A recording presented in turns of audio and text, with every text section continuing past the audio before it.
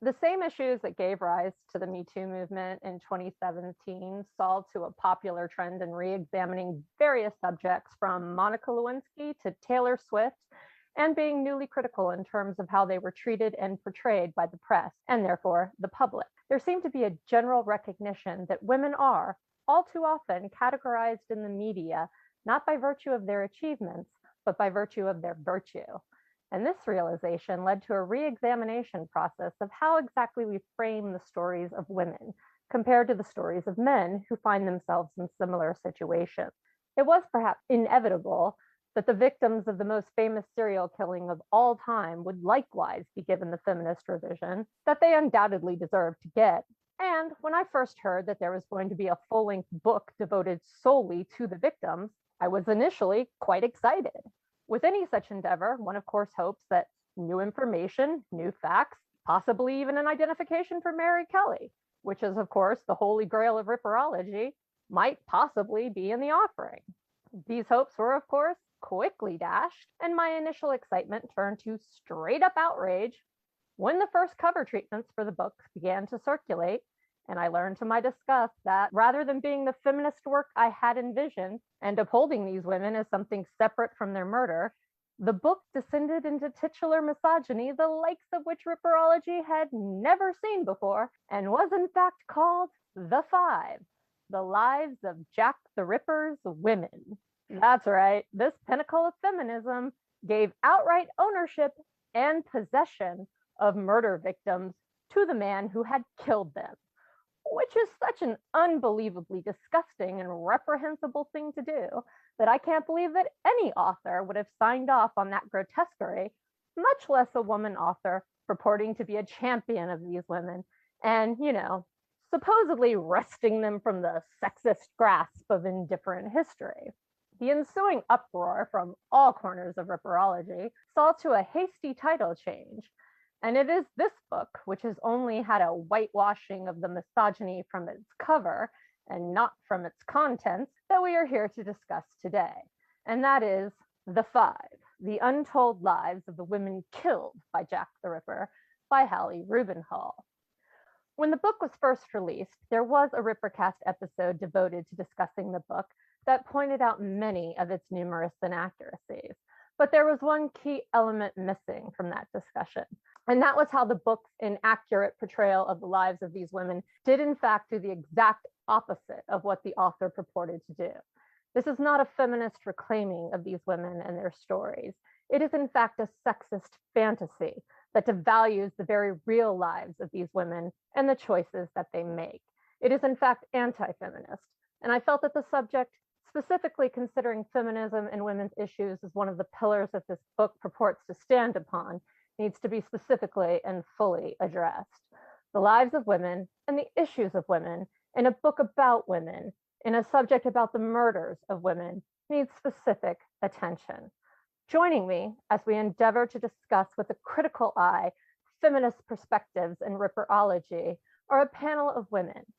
Madeline Keane, who is a Detroit-based author who will be releasing a mystery series in 2022. Samantha Hulass, who is a former editor of the Whitechapel Society Journal. Suzanne Huntington, who is an admin of several Ripperology boards. Tiffany Durkan, feminist and historian. Amanda Lloyd, who is an admin of Ripperology Books and More Facebook page.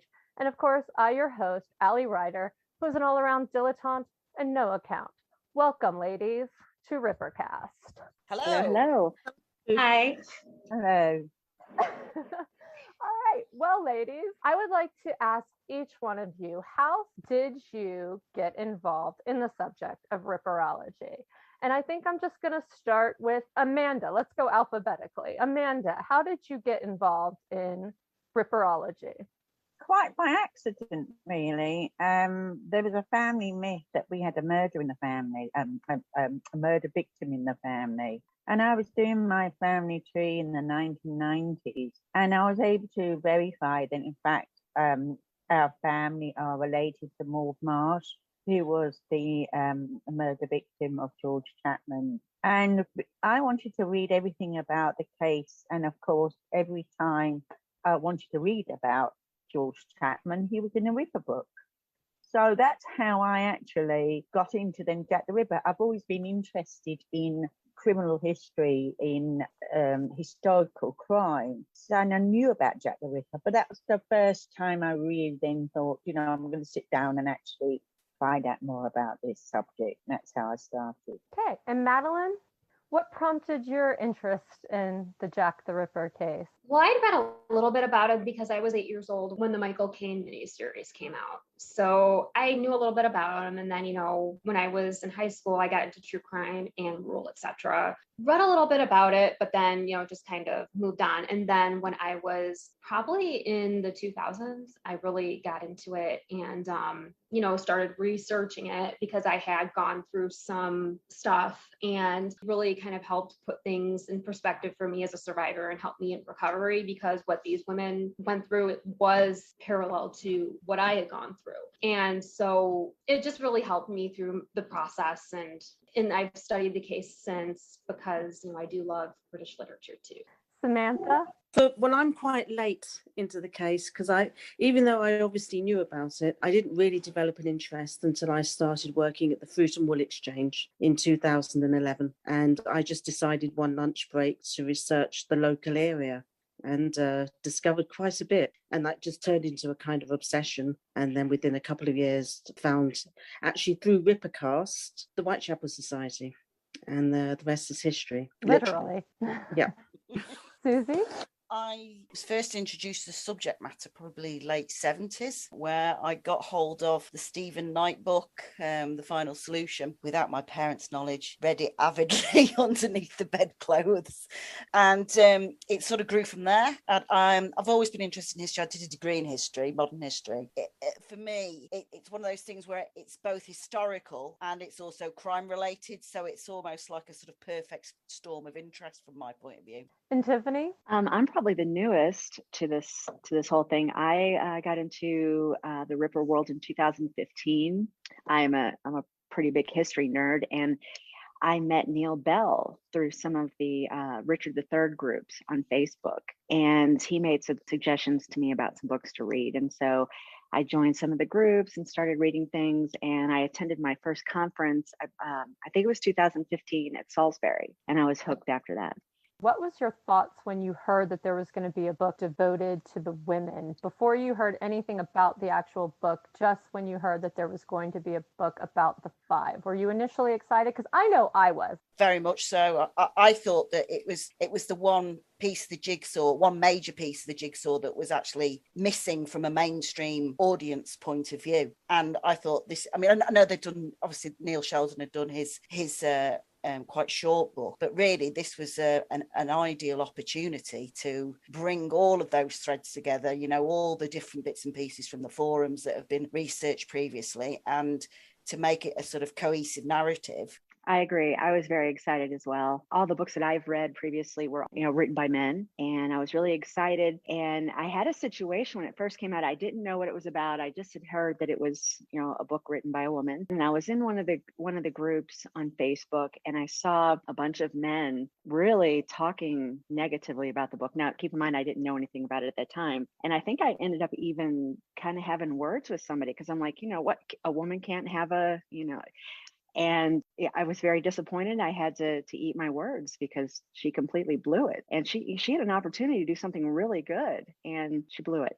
And I think that is the major disappointment, or the problem that most people have with this book, is that she had the opportunity to show the true reality of these women's lives, which, with the possible exception of Catherine Eddowes, did include subsistence level prostitution. And, to show the reader the true harsh choices that these women had to make. And she just wasted the opportunity, because let's face it, there's nothing new in this book. There's no new research about the victims. And even the idea that they weren't prostitutes isn't a new one. It's been bandied about for at least 15 years that I know of. And I personally have been arguing against it for that long. And as a feminist, it is especially aggravating to me. And the reason that I argue against the assertion that, oh, they weren't really prostitutes, besides the fact that it's just a blatantly untrue claim, which should be reason enough to argue against it,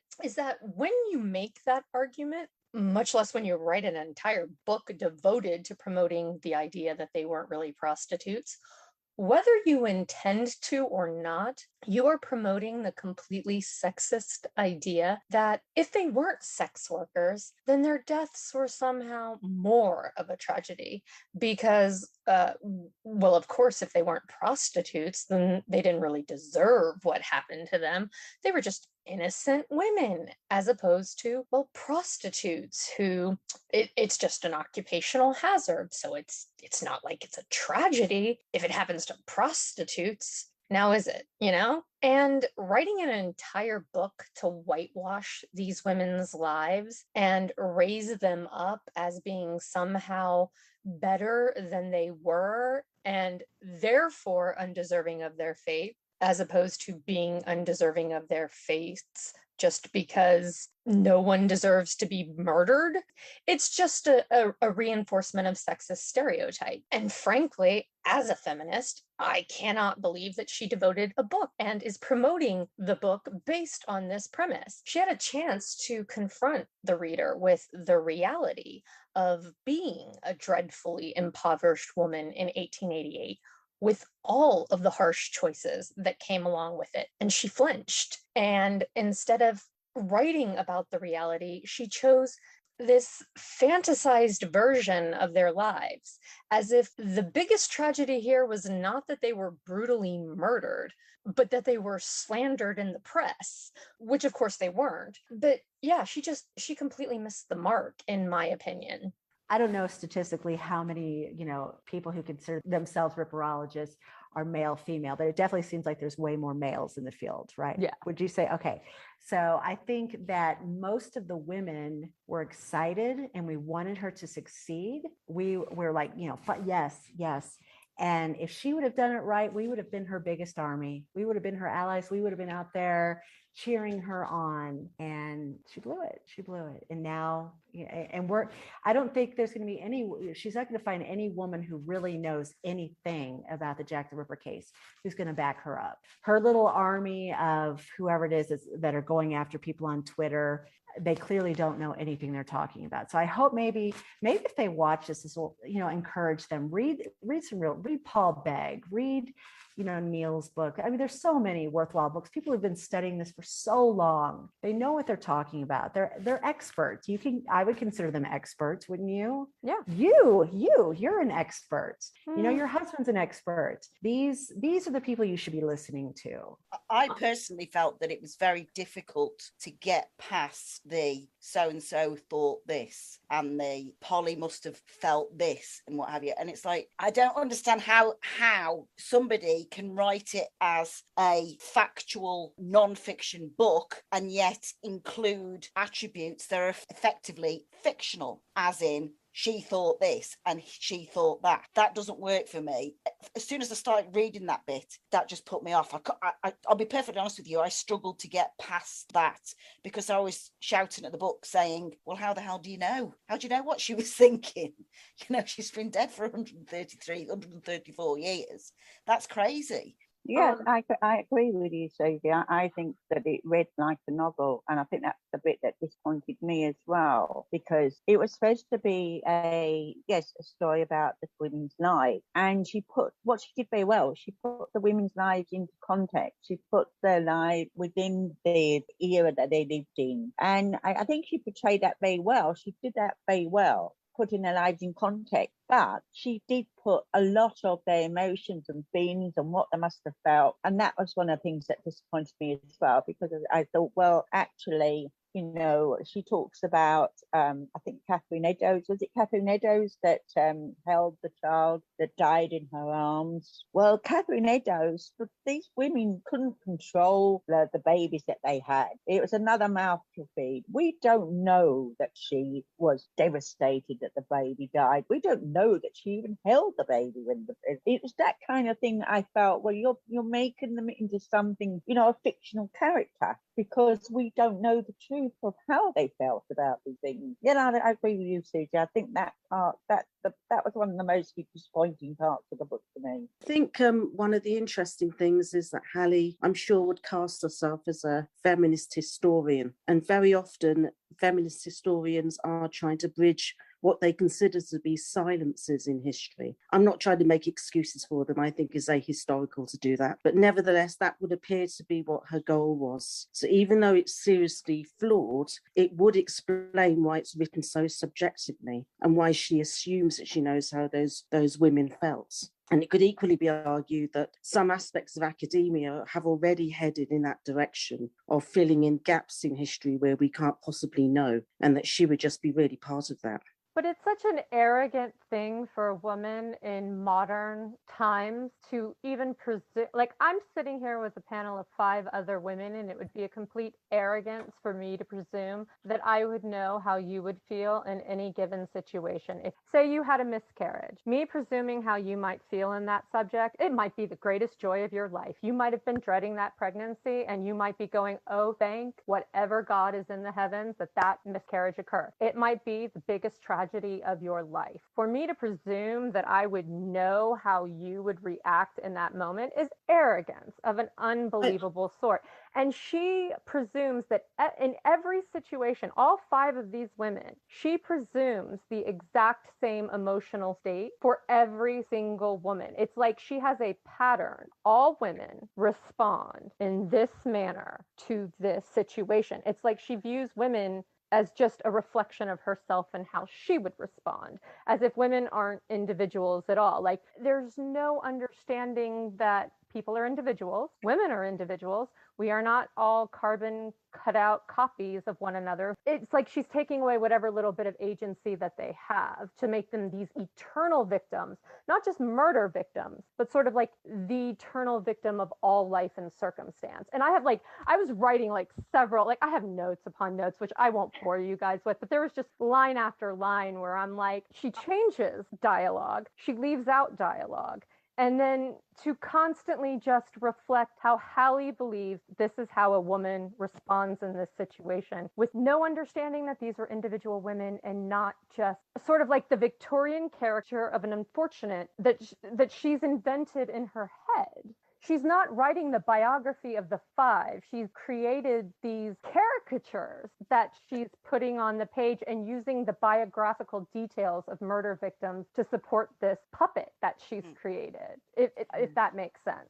Yeah. But I think if you actually listen to, I know that we posted it on one of the Facebook groups, the podcast that she did with somebody from the British Library on her favourite books. And if you look at the fact that she's, the screenwriter for Harlots and also written The Scandalous Lady W, her favourite books were like Little House on the Prairie, Clarissa, that sort of thing. And it's, for me, that's very telling of how the motivation behind the personalities that she creates within the women that she wishes to portray. It's almost like there has to be a pathos in her characterization. There has to be a tragedy of almost like a sort of unwitting heroine who has to die, who has to be a victim of society to warrant the interest that she has in the character. Well, not the character. Character's the wrong word, isn't it?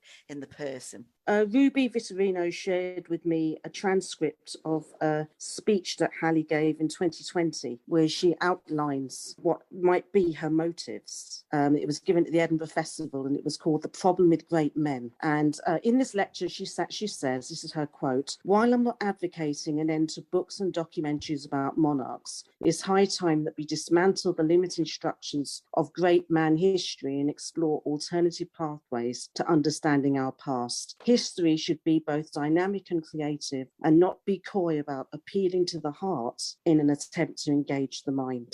Now, obviously, I think that's drivel, but that is where I believe she is coming from. If you want to try and understand, I wouldn't call her the enemy, but your opposition, if you like, you do need to look at where they're coming from. I do believe she believes in what she's doing, sadly. And I don't mind that as long as you don't lie in order to do it or manipulate the facts or deceive. Like, I don't mind engaging the heart. And here I think is where the real tragedy of this is. Like I believe Amanda said, she had the bones of a great book. The way she draws the background that surrounds the victim. I keep wanting to call them characters because in my mind, these are not the canonical five. These are not the women I know. These are characters that Hallie has created. They aren't the five. They are characters she's created. And the background that she surrounds them with, the detail, the colorful, the rich lives that she's drawn around them are fantastic. Like if she had stuck to that and then just put in them without the embellishment, I would have thought it was a great book. Honestly, I would have. But when it gets to stuff like where she's talking about Polly Nichols and she says something like, I'm paraphrasing here, but she says something like she had lost her children, she had lost her home, she had lost her husband. And it's like, no, my dear Hallie, she had not lost her home or her husband. She had left her home. She had left her husband. She walked out of her own free will and volition. She had a job that she walked away from. She made choices. She didn't just wind up there as a helpless victim of circumstance. She made choices. And she's taking away the agency of these women by denying the fact that they were there in some part due to their own choices. Not saying that the misfortune that befell them weren't real and terrible, and in some ways beyond their control, but they weren't just helpless victim of circumstance. They made choices, like with Annie Chapman and how she characterized the landlord story, where she very matter-of-factly states how Annie Chapman spent an afternoon buying beer after beer, but then when the landlord goes to collect her money for the DOS bed and she doesn't have it, the landlord says, okay, well, get out. And Hallie says, oh, if the newspapers had only known. And it's like, whose fault was that Annie didn't have the money for the bed? It wasn't the landlord's fault that she'd spent her money on beer. She had a choice there, buy beer or buy a bed. And she chose to spend her money on beer. She wasn't a helpless victim of this man who refused to give her a free bed for the night. She had a choice. She made it.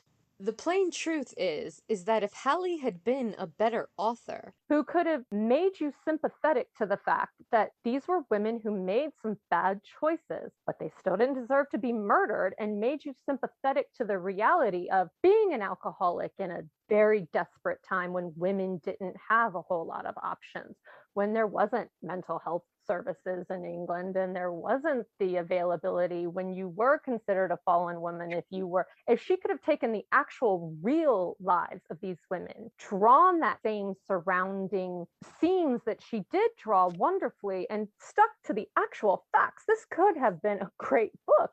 But she had to make them like pathetic victims instead of authors of, in some ways, they were the authors of their own misfortune. Not saying that they didn't have the deck stacked against them, not saying that the misfortunes that befell them weren't real and in some cases out of their control, but they weren't just helpless victims of circumstance. They made choices that they lived and died by. I think she tried to politicize history, which again is going with current trends. Yeah. And a tendency to do this, to treat the past as a continuation into the present and to bring up current gripes with reflection to the past. And it's usually involves a complete misunderstanding of the past, because we can never know, none of us will ever know how people in the past thought, because their mindset would be totally different from ours. We probably wouldn't even be able to communicate with them because of the way we think compared to the way they think. But even so, your grandparents or your great grandparents, you might find, on certain levels, you cannot get a sense of understanding because their appreciation of life is so different. So I'm totally agreeing with you, but all I'm trying to do is look at, because I think pretty much we are going to be in agreement with respect to all of the things that she's done wrong, all of the fallacies in her book. But I think there's more to it than that. I think it's part of, and Ripperology has just come under the attention of a trend that's going on everywhere, and particularly in history. I think she's created literary characters that are suitable for a TV adaptation. Isn't she getting a film or something? I know that sounds. I think she's. I'd heard. I'm sure she put on Twitter that she'd already got sold the rights or whatever it was. I find it, that sort of attitude, like, it's very cynical. Basically, she has indicated that she is working on getting a TV series for it at this time. But that's the path that Harlots took. That's the path that Lady W took. So that is something that, as of, I think, earlier this week or last week, she indicated is happening. Of course. That's very disappointing to me, to know that this is going to get a bigger audience. I really hate, and I think it's something kind of like what Samantha said, that we're seeing a trend of, people changing history, changing facts. It really bothers me that this is happening, because, these people who are following her are going to think that, let's keep it real. Let's not, like you were saying, Allie, it was hard. Life was hard back then. And it was their choices. It doesn't have to be this flowery, tragic story. Let's keep it real. Let's keep it dirty and gritty, and not, not try to change things. I have a big problem with this. Well, one of the things that I found very interesting, I was I was reading Hallie's biography, and so I am a person who, I don't lie. I can probably count on how many times in my life I've told a lie on one hand, and it's predominantly because, one, I just don't care about people enough to lie to them, and I just don't care enough about what you think about me to lie to you. And I just, lying is something that it bothers me on a deep level. So you can, with the current state of the world and what's going on, you can understand, like, the constant aneurysm I'm having. But because I don't lie, I'm very well versed, especially when I'm reading, and, like, all the ways you can lie by saying nothing but the truth, just rearranging facts to mislead. And I was reading her biography, and there was a statement in Hallie's biography where it was talking about her education. And it stated that she had embarked upon her PhD at Leeds and later completed her thesis in 18th century women's studies. And I thought, wow, that's a really interesting sentence. Like, it seems to indicate that she has a PhD. She embarked on her PhD at Leeds and finished her thesis. I'm like, but it doesn't actually say she got a PhD. So does she have a PhD or does she not have a PhD? It lends the impression she got a PhD, but of course she doesn't actually have a PhD. And I do want to put in a caveat. I do not care whether or not the lady has a PhD or not. I have known plenty of people who have PhDs who are 100% intellectually insufficient. And I have known plenty of people who barely graduated from high school and they're sparkling wits. So whether you have I don't have a PhD and I'm brilliant. So I don't care that she doesn't have a PhD. What I care about is, like, it was a very interestingly crafted sentence to lend the impression that she had a PhD on her official biography. And I kind of looked at that and I was like, oh, that's basically what she's done with the 5, which is, when the facts of someone's life don't line up with the story that you want to tell, we're just going to rearrange the facts to lend the impression that we want to give. Like when she was talking about sugar, again, sorry, names, Polly Nichols, where, the statement about, look what a jolly bonnet I have. She left that part out of the biographical, like where she's talking about the story of her life. And she just said, like, she made a little sassy comment and said she'd be back with her DOS money soon.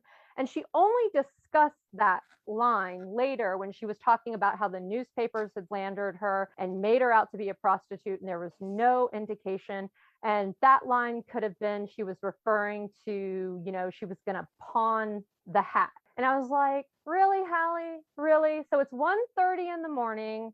She's talking to a dude and going, look at my hat. I'm looking cute. I'm going to go earn my DOS money and be back toot sweet at 1:30 in the morning. And you're thinking she's talking about going and pawning a hat at 1:30 in the morning. Where's she going to go pawn that hat, Hallie? Tell me where. Where is she going to go pawn that hat?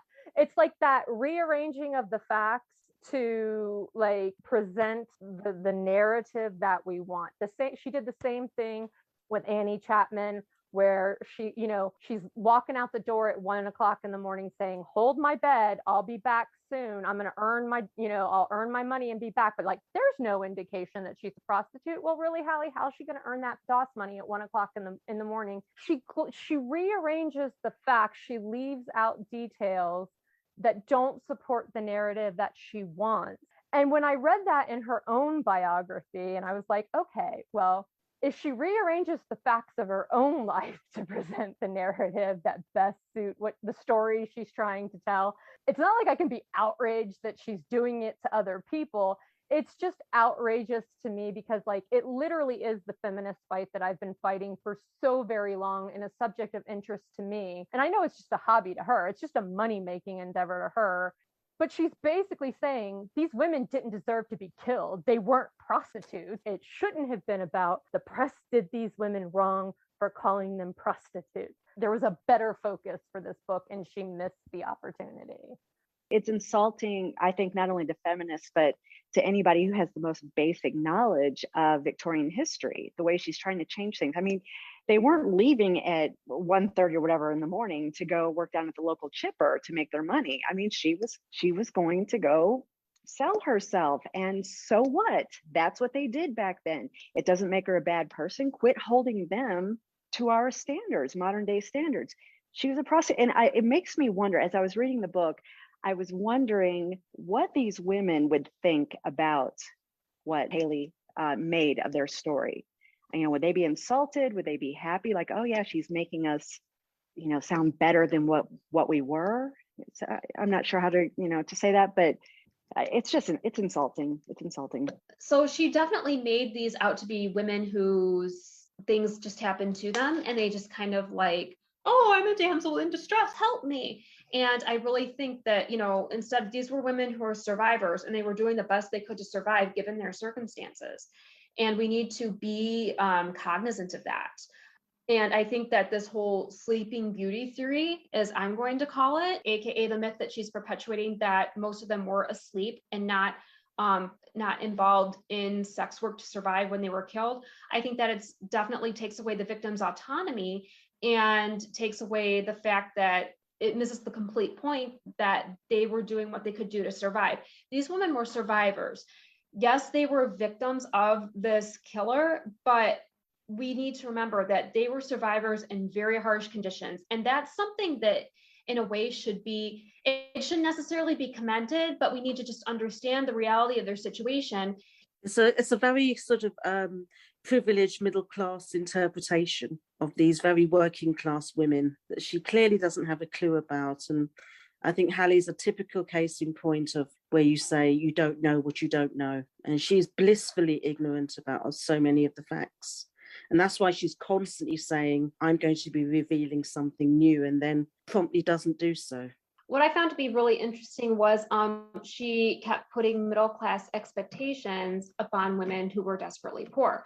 And she does not fail to understand that when you do research into a historical subject, especially one as heavy as these, you have to check everything, your biases, everything at the door, and go in and get a good understanding of their times and the times they're living in. Expectations versus reality. Their reality was much different for poor people. So those expectations are going to be different. If you do have to go walk the streets to earn extra money, unfortunately, that was what you did, because it's better to do that than to starve.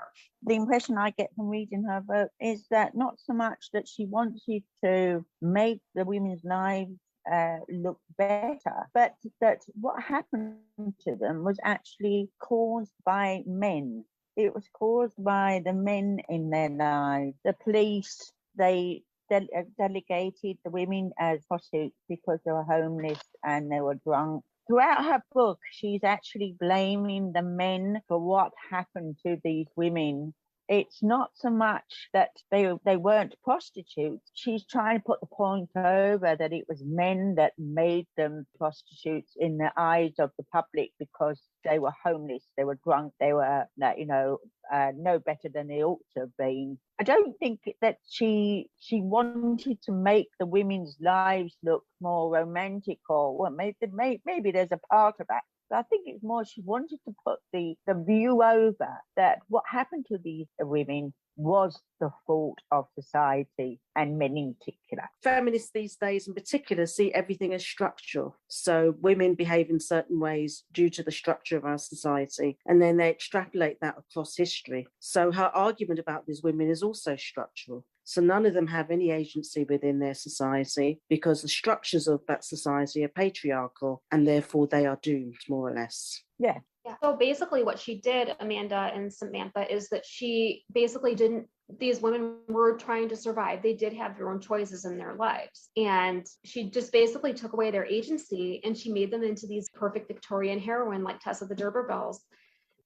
The thing that sent me, well, let me just be perfectly honest, there were so many things that sent me in this book. When she crafted out of this whole cloth, like Mary Kelly's flight from the Parisian sex traffickers, and I'm just, sorry, what it just in sounds the ridiculous, name doesn't it? of all that's holy, like she took a one-off statement that Joseph Barnett said, that Mary Kelly said about how, well, Paris wasn't what I expected it to be. And another story that someone had said about how she went and got some dresses from a French lady. And from that, she concocted this entire scenario about a flight from Parisian sex traffickers. And I was just, this is not a biography. This is legitimately like a bodice ripping pulp fiction. This is like the trashy romance novels that I used to steal from my mother back in the day and read them under my covers. Like, this is not a biography. This is full sail fantasy. She even acknowledges, like, we don't know what Mary Kelly's real backstory is. She acknowledges we don't know what the truth of Mary Kelly is. But then out of all of this, she just, well, I'm going to choose to believe this statement was true, and I'm going to choose to believe this, and I'm going to concoct this very elaborate scenario where she's fleeing from Parisian sex traffickers. But then, so she supposedly has this very narrow escape from these sex traffickers, and then she goes right back to the woman who supposedly set her up with them to demand her dresses back. Like, what sense does that make, Hallie? Like think through the logic of this for a moment. Like, I just escaped, possible sex enslavement, but man, I really like that frock with the little frilly lace insert. So I'm going to go back and set myself up again. Like, it doesn't make sense. It just doesn't make sense. Like, she wanted to craft this story about how sex trafficking happened in Paris and all of that. That's like a great story. It would have been great color for like, if she wanted to put that on her Harlot Show TV show, fine, throw it there. It would have been great. But if you're I read a criticism of the criticism that Hallie was receiving, and it was like, does it really matter if not all of the details are accurate? Like, she's trying to draw a picture. And I'm like, yes, it actually does matter, because she's literally going out there and saying that she's telling the real story of these women who have been neglected by history and ripperologists, and she alone has been the one to really bring these women to light and tell their story. And first of all, she's like told nothing new about them, and 90% of what she's telling about them is fantasy. It's complete invention. She's no more telling the story of these women than the Johnny Depp movie. What was that? From Hell. From Hell has a more accurate depiction of Mary Kelly than her book does. And I'm like, that's a sad statement of fact. When you're writing a historical biography and a Johnny Depp movie has a slightly more valid interpretation of one of your characters than you do. I'm reckoning Anne Hathaway for Mary Jane Kelly in the film adaptation. Anne Hathaway, and she'll win an Oscar with an amazing British accent. It would not surprise me. Or would it be an Irish accent? Or would it be a Welsh accent? There's the question. What They would about have Wales? a slight Parisian cast, you know? I was just going to say about one of the things that I find quite disturbing because of the way that Hallie is so media, particularly social media savvy, is that the way that she deals with the criticism that is at times flung at her. And I'm not disputing that sometimes it is flung at her. And she either deals with it by literally, calling somebody a troll. That's the first one. So she's being, what was it the other day? She was being mercilessly trolled. Well, I'm admin on 9 Facebook groups, and I'll tell you when somebody's being trolled or not. And what I've seen on Twitter, my dear, is not being trolled. It is actually asking you constructively to justify certain aspects of your book. And she deals with that, if past the troll issue, she deals with that by, quite often she'll quote the criticism and then she'll phrase it in a way that she's utterly outraged by this actual criticism, but then she doesn't answer the criticism. She just waits for her followers, if you will, to actually do the thread below expressing their absolute outrage at this person who's actually criticized her.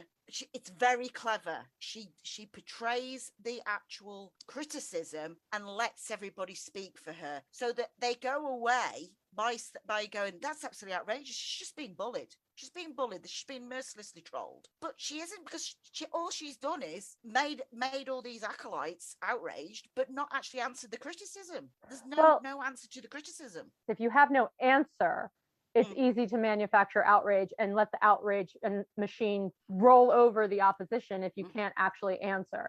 They do it on the right, they do it on the left. It's an easy response when you have no actual answer. It's a time-honored tactic. One of the reasons I'm not on social media is I love that, and I would be there forever. I would never be off. I would be an endless fight. But it is, when you have no reason to answer, outrage is, the easiest defense. As far as I can see, she's trolling Ripperology to a large degree. Yeah, because that's the irony, isn't it? Yeah. I looked at a series of headlines from 2019 relating to her book, and nearly everyone is things like Jack the Ripper historian slams stupid and offensive trolls who likened her to a Holocaust denier. When Hallie Rubenhold's book took a different view on the infamous killings, she wasn't expecting the backlash. She tells us about some Ripperologists who didn't want her book to be written. So she's actually gained great currency from this so-called history war. And I actually think she's very much the troll, because it's anyone with half a brain or half any knowledge of the case can see that her book is terrible. Well, and it's not even a new tactic. Way back in the day when Patricia Cornwell came out with her atrocity, it was the exact same tactic. How did she deal with criticism? Because that's slightly before my time. She did the exact same thing. It was, she hired bodyguards because she was like, the Ripperologists are gonna get me. I'm like, I'm sorry, honey, have you ever met a Ripperologist? We're on our couch eating Doritos. We're not going after you. Nobody's coming for you. But it was the same thing. It was manufacture the outrage. I'm afraid of these Ripperologists. And we're like, no, we're just saying your book is terrible, your logic is flawed, and you have no argument. In 2019, the WS did a small little conference, a symposium really, called The Victims. And that was focusing on the 5 victims. Frog Moody was the one who ran that. And Hallie appeared and she gave a talk. And she seemed perfectly nice. I met her, took a photograph. She promised to reveal some incredible new facts and promptly did not do so. But that was back, I think that was 2019. It might have been just before her book was finally released. And she seemed perfectly sane at that time. Did Hallie, did she consult with anybody, any of the more well-known Ripperologists before she published her book?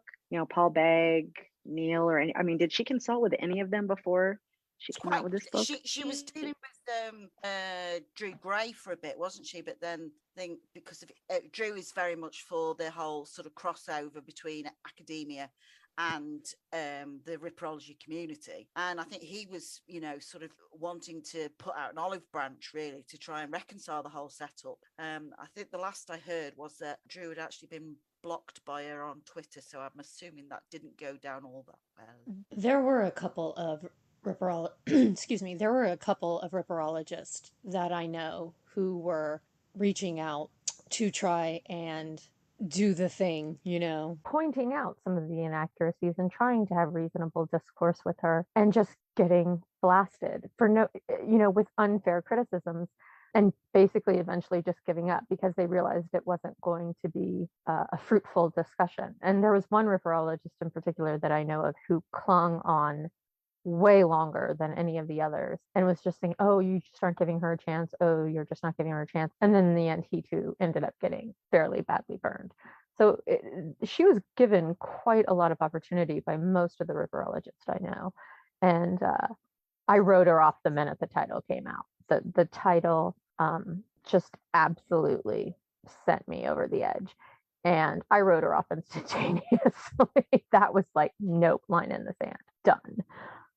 And to get off track for a moment, and we will, you know, coming back, but I do want to say on the subject of the title, because I know she's going to make this argument, that her publishers picked that title. And that's hogwash, because the very fact when the outrage over the title happened, the title immediately got changed. So the title could have been changed at any point if she had pointed out to her publishers, hey, I'm writing a book about feminism and women, and we can't give ownership of women to the man who murdered them. We have to change this title. The mere fact that the title was changed proves she could have had that title changed at any point, and she didn't. And she promoted that book under that title.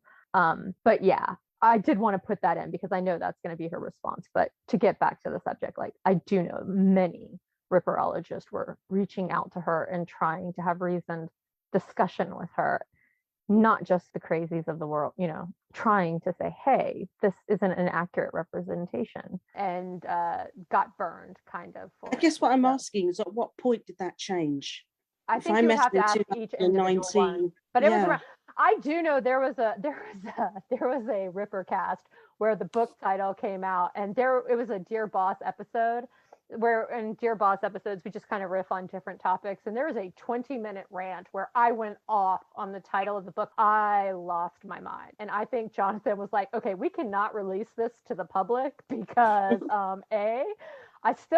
was still hoping that he could get Hallie on the Rippercast at that point, and he's like, we will scare her off for all time. And I was like, I don't care. Yeah, it was bad. I was outraged. I was legitimately outraged. I was so angry. They're not so angry that most ripperologists, are not so angry that she brought in feminist claptrap, to quote one review. It's, number one, she's insulting their field. Number two, she's basically taking a giant steaming crap all over the field that she got most of her research from, that she basically piggybacked on. Number three, she's basically insulted their intelligence and gaslit when they've asked her questions and asked honest questions.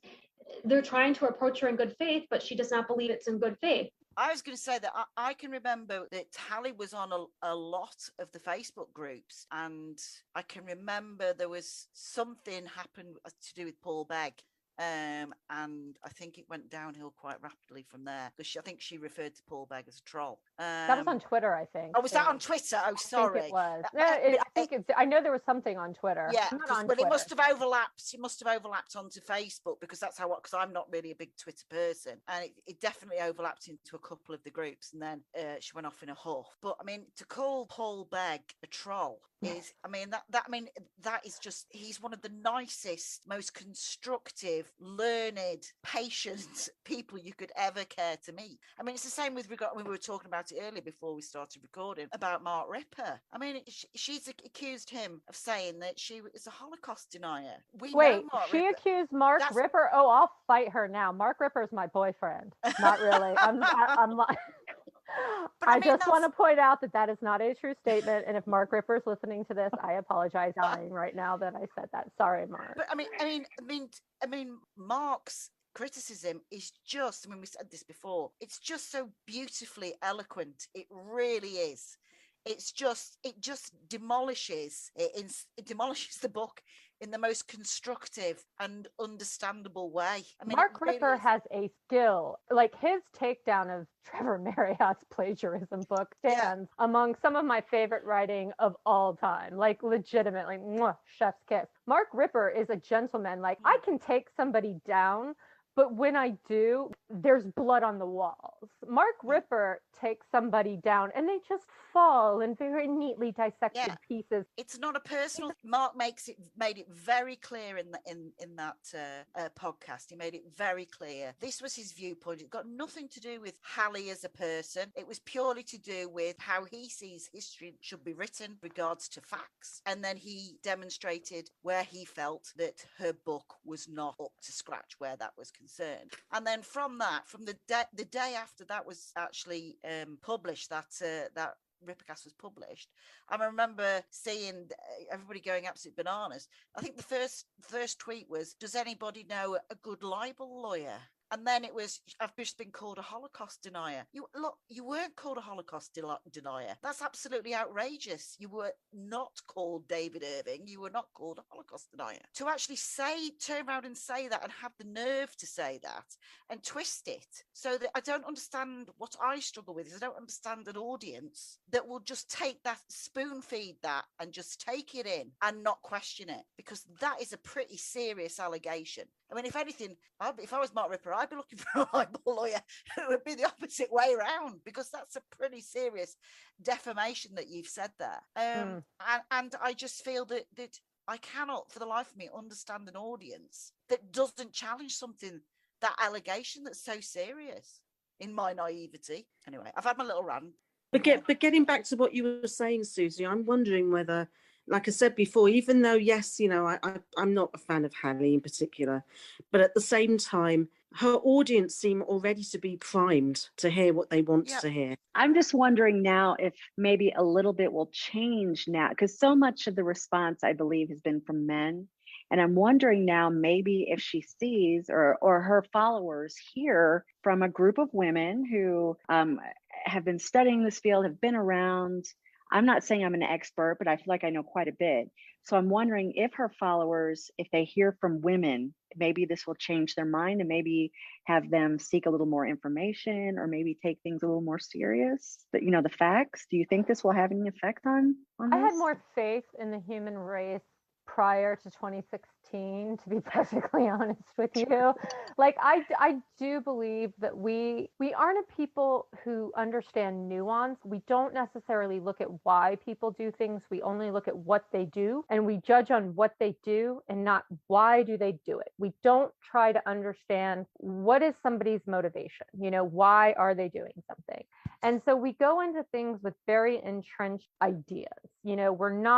We aren't open to examining our own biases. I am very biased in a lot of ways. I am a feminist. I am a this. I believe that. I have biases. And I believe that there will be a small section of people who will listen to what we have to say, and they will take it on board and they will consider it. I do believe the larger majority is not going. You're always preaching to the choir in a large segment of the population. I believe this is more for the people who won't have made up their minds so much. But no, I don't believe, like, the people who believe that there's value in telling a story that promotes an idea, even if it's a false one, those people aren't going to be swayed. They're going to still say, oh, well, but does it matter if it isn't true, as long as the feeling is true? And those kind of people aren't people that reason's ever going to read. Like, it's the feeling that matters, not the facts. And you can't convince those people. You can't reason someone out of a position that they didn't arrive at by reason. If it's the emotion that is what they got there by, reason isn't going to get them out of it. So we're not going to sit there and say, well, she misrepresented the facts, this isn't true. And they're just going to say, well, it was a good story. Does it matter? Because they don't care about the facts. They're not invested in the story. They don't care about Mary Kelly or Catherine Eddowes or the reality of these women's lives. It's just a good story. It's a good story. What does it matter whether it's true? Like, Does it matter that I believe, in my opinion, that she's victimized these women all over again? Does my opinion matter? No, not any more than Jane Smith, who believes it's a good story. Well, everyone has a different truth, don't they? Yeah, everyone has. And while we're in that universe, then there isn't any truth at all. Mm-hmm. Which drives me crazy. Indeed. So it just depends on what matters more to you, the good story or the real truth. Where do you lie? And Hallie lies. I was gonna make that joke there, but I was like, oh, I don't know if it'll make it on. So anyway. I mean, I agree with you. I think it's never a good idea to try and persuade anyone to change their point of view, because they will, especially in these times. But it doesn't stop you from still stating what the truth is, regardless. Let me ask you ladies a question, because I am interested in this. Have you guys ever been confronted with out and out misogyny or sexism in the world of Ripperology? I'll take that one. Go ahead, Tiffany. I'll start out on that one. I we're not going to name names here, but I have witnessed a situation with someone on this panel that I have a lot of regrets about. There was a person in this world in this group who has been shunned, fortunately, but he made a comment hoping that someone would get raped. And I remember sitting at a conference with this particular woman, and this man walked in. And all of these people who had defended this woman online, this friend of mine, and they started talking to him like nothing had happened, like it was no big deal.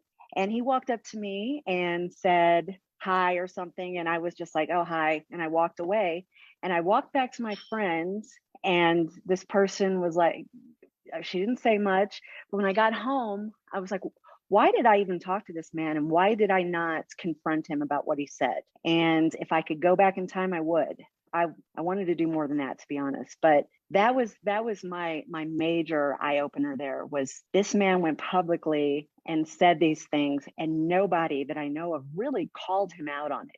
Nobody, like the same people who were saying online, oh, he's a jerk and blah, blah, blah. But when he walked in that door, these same people were talking to him like they were best friends. And that was shocking to me. And I kind of started pulling away from people for that. I was actually on the thread when that happened. And if you remember, Ali, I actually questioned it because I didn't read it that way. Do you remember? And I said, well, I don't think that is what he meant, because I didn't believe when I read it at the time that anybody, would come out with something like that. It was only later that, looking back, I thought, well, perhaps he did. But if you remember me questioning it at the time, Ali, and I actually said to you, I don't think that's what he meant. How can you say that though? If a man says that a woman should get raped, you should believe him. I mean, there's no excuse for that. He didn't use the word that. He didn't. Yeah, the way word. he phrased it was something like, "I'd like to take you into the woods," and it was like, "Take you into the woods down an alley, down an alley." He said, "Yeah, down an alley." Yeah, take you into an alley and show, and then he put like a kissy face on it, where it was pretty fairly clear, like violence of some sort, and then the kissy face implied. Yeah, at the time, I just thought, whoa, it just seemed, well, it was just surprising anybody would come up with something like that, wouldn't it, really? And at the time, I thought, which one here is sort of taking, there was a mistaken interpretation, and at the time I was like, no, he didn't mean it like that, because I didn't expect somebody on Facebook in front of everybody else, so they're actually really threatening a woman on Facebook like that. It seemed bizarre, but in fact, looking back, and obviously I've thought about it since, it is what he meant. It couldn't really have been anything else. If I'd been there, I would have called that out. I do not tolerate that. I don't think Ripperology should tolerate it. And I think they need to take a stronger stance against that behavior when it happens. Yeah, and that's one of the interesting things, or it was like, I do believe that there is misogyny and sexism in Ripperology. Mm-hmm. Just like there is misogyny and sexism in any subject, any category, any field you're in, because misogyny and sexism is an integral part of society, period. Mm-hmm. But I will say this also. when that person made that rape comment about me, in my life, most people, if there's a vague comment that can be read either way, I have never once had a man stand up for me and call out somebody. Most of the time, to be perfectly honest with you, because every man I know knows I am well capable of defending myself and know I can probably do it better than they can. But Ripperology is the one place, and it was, again, Mark Ripper, gentleman extraordinaire, who, as I was reading that comment, and a few people had responded and kind of just let it go, Mark Ripper immediately, while I was still sitting there formulating my response in my head as to how I was going to respond to this comment, Mark Ripper immediately went, hang on, are we going to just sit there and pretend that he did not just say what he just said? And even though it was a vague comment that, oh, well, you could take it either way, you couldn't. It was very clear what he meant. That was the first and only time in my life where a man went immediately said, no, we're not going to pretend he didn't just do what he did, and immediately called it out. And that is why, like, when I say I will defend him till the day I die, and it's not like Mark Ripper, we've met 3 times, he owes me nothing. He has nothing to gain by that except doing the right thing for the right reason. And that happened in Ripperology by a Ripperologist. Do we have problems? Absolutely. But it's generally speaking, it's by the fringe. It's by the people who nobody takes seriously. Nobody thinks are Ripperologists. It's not by anybody takes seriously. Can I just say that I've never had any. Yeah. And especially as someone who used to go quite a lot to the interim meetings, which would basically involve me and a bunch of blokes the vast majority of the time. For some reason, other women would never make the meetings. And I was always made to feel very welcome, very equal. Yeah. And I've just never, ever entered my brain that there was any threat or any kind whatsoever. So my experience has been wholly good. I was going to say on the flip side of that, 3 male Ripperologists told individual stories of one particular female member of the community who was known for being inappropriate with men and being suggestive with them. And first one of them in particular, the first time that he met her, she groped him. Very well known for hand on the trousers. Yes. Yeah. And for me, we have to, it swings both ways for want of a better expression, misogyny, misandry. It's interesting what Tiffany was saying, how you'd said that the way that you dealt with it and how you felt that in the benefit of hindsight, you'd have dealt with it in a different way. Only one of the men actually confronted this lady about it. The other 2 men just didn't know, they were flabbergasted. They didn't know what to say about it. So I think that there is a definite, it does run both ways with things like that. So it's not just men being inappropriate to women, it's women being inappropriate to men as well. I mean, I can totally speak to that because my husband was dramatically and obsessively stalked by a woman in Ripperology who literally wrote him hundreds of emails, and they were deeply disturbing. Like, this woman thought that he was speaking to her in code through the radio and through TV programs and through coded messages on random websites. And she would say things like, I'm getting close to finding you. I found this Stephen Ryder in X place. Is that you?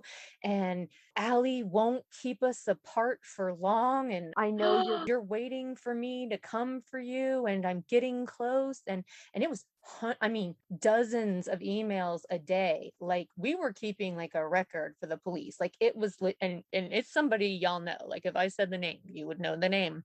And this was, and then of course there was another person who was later convicted of cyber stalking somebody else that y'all would know the name of, who was a female who also cyber stalked my husband. So I have 2 very fantastic examples of the fact that this subject matter does attract some not so stable individuals, male and female. But yeah, it is, I can't say it's just the men for sure. And, I'm pretty sure that probably led to my husband in part, not totally, but in part just going, yeah, I'm kind of done with the subject. Because yeah, it was legitimately, I've had in my life, just in general, as a woman, I've had stalkers, I have had peeping toms and stuff, but this, even for me, this was like, whoa, man, this is a lot. But yeah, it was interesting, and from a woman, not a man.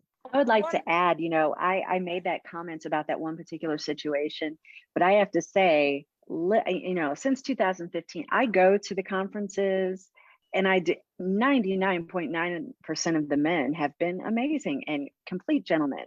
I fly over a lot of times myself, and my husband has relations like Kieran breaks. He'll send him a message and say, "Hey, Kieran, could you keep an eye on my wife while she's over there to make sure she's okay?" And Kieran, yeah, of course, So I feel comfortable enough around this group of men that I have no problem. I know if I go to London and I'm going to be going to this conference, that these guys are going to keep an eye out. So, please don't take my example of that one time, me thinking that, my experience in Ripperology has been great. The men have been great. So I just don't want anybody to think that I'm. Well, and it's also like, I remember Tiffany when we were stupid and lost trying to find the conference that one time, and we're texting people, and I had like 3 different people say, if you're lost, we will come and find you and get you. And it's like, I have never, with the core group of Ripperologists, and I know anybody can be a Ripperologist, I've never had anybody go out of their way to try to make me feel bad. Except for, again, in every group is going to have their people. But Ripperology as a whole, I believe, does a very good job of weeding out the fringe element. And I think what happens, though, is that the fringiest of the fringe have the loudest voices in all cases and scenarios, because the people like Mark Ripper are much too gentlemanly to get into a slagging match with someone like Hallie on Twitter. They're just not going to do it. It's beneath their dignity. Someone like, I believe, Trevor Marriott got into a huge slagging match with Hallie Rubenhold. Nothing's beneath his dignity. He's perfectly happy to get into a slagging match. And is he necessarily the best example that I would want representing? No, he's not. But he's the one, and then she can point to him and go, oh, look at that. That's the example of Ripperology that gets upheld. Is that who I want representing me? No, I want somebody who writes his own books at the very least. What Hallie's done is she's managed to take those isolated incidences and created an entire movement out of it. She's just, and that's well, obviously it's wrong. I mean, it doesn't. Well, that's her currency, isn't it? Yeah, it's and like the lights. I think as well, there's an issue because we use these terminologies like Ripperology or the Ripperology community. They're so ill-defined as to what that actually means. That there's a Ripperologist. Trevor Marriott is a very good example of that. Now, I would term Trevor Marriott as being part of the Ripperology community, in inverted commas, in quotes, because he is a published author on the subject. But would you call Trevor Marriott's views, and in particular his little feminist spat with Hallie on Twitter, as being reflective of the Ripperology community? Well, obviously not. I mean, I can remember when people were as it was actually going on, and everybody was just like shaking their heads and going, oh God, here we go. This is just making matters so much worse.